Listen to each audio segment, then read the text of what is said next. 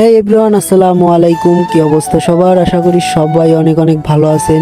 আমিও প্রতিদিনের মতো আজকেও একটা ভিডিও নিয়ে আসলাম।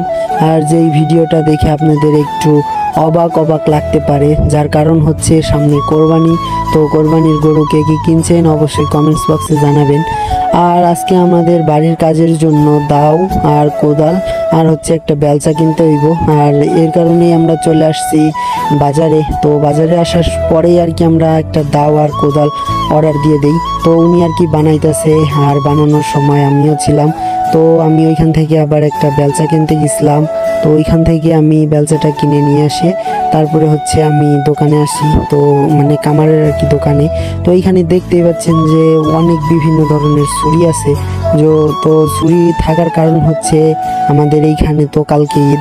তো কালকে ঈদের জন্য আর কি অনেক কিছু আর কি দরকার। তো দরকার বলতে আপনার ছুরিগুলা বিশেষ করে দরকার, ছুরি চাপাটি দাও এগুলো আর কি বেশি করে দরকার। তো এর কারণে ওনারা এখানে সাজায় রাখছে সুন্দরভাবে। তো এইগুলা দিয়ে আর কি গরু কোবানো হবে, মানে মাংস বানানো হবে। উনি আরোগুলা অনেকগুলা ধার দিতে আছে, বাট আমার এইগুলা দিতে চাইছিল না, কিন্তু আমি অনেক রিকোয়েস্ট করার পরে উনি আমাকে মানে ধার দিয়ে দেয়। আর দাও আর হচ্ছে আমার কোদালটা সুন্দরভাবে ধার কইরা দিতেছে, মানে আর কি উনি পাইনাট করে দিতেছে গ্রামের ভাষায় যাকে বলে।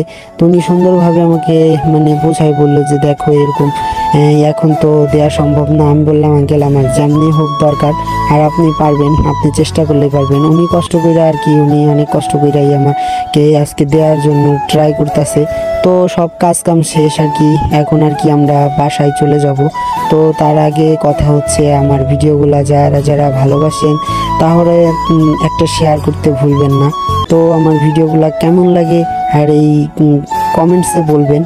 তো অনেক সময় অনেক কথা দিয়ে ভুল হইতে পারে, আর যদি বিশেষ কোনো ভুল হয়ে থাকে তাহলে আমাকে ক্ষমা করে দেবেন। আর আমার ভিডিওগুলো বেশি বেশি শেয়ার করার চেষ্টা করবেন যেন ভালো ভিডিও আপনাদেরকে দিতে পারি।